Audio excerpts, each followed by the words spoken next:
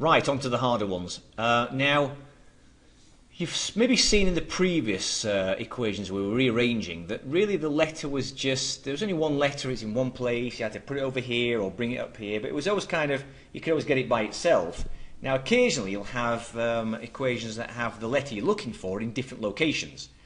Now if you end up having like the n here, if it's on one side of the equal sign and here's one on the other side, then you've got to bring them together, right? You know, or bring them together that way, over the side. Because when they are together, if you've got an n here and an n there on the same side of the equal sign, then you can factor it out so it's then by itself.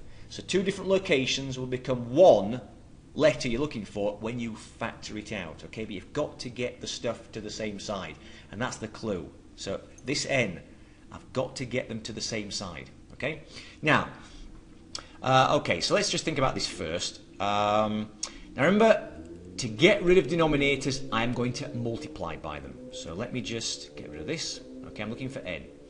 Now, if I do this, multiply by n, n r plus big R. By the way, that's two different things, right? Now, if I do that, n r plus big R, literally gone, right? But it's now on this side, so here we go, keep on going.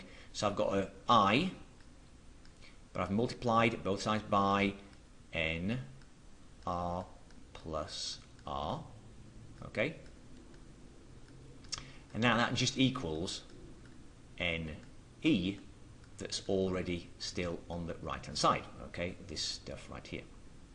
Okay, so remember, I multiplied both sides by nr plus r because that's the denominator. Right, so I don't have any denominators anymore. Now I guess, like the last question, I'm going to do the distributive law with the I. You know, a lot of this stuff is just do some correct mathematical technique, and if you're not getting anywhere, start again and do something different. I mean, you know, there's lots of different ways of getting to the answer. You know, but I'm just going to do this because, you know, it's a correct mathematical technique. So I n r plus I. I know it looks crazy, okay? I've just done the distributive law with the I, and that still equals NE. Now, this is where it's going to come in, okay? I can see I've got an N over here and N over here. Now, you've got to get them onto the same side, and realize, but it doesn't really matter which side you want to use. I mean, if I take this NE and put it over with the INR because they've got N's in them, okay?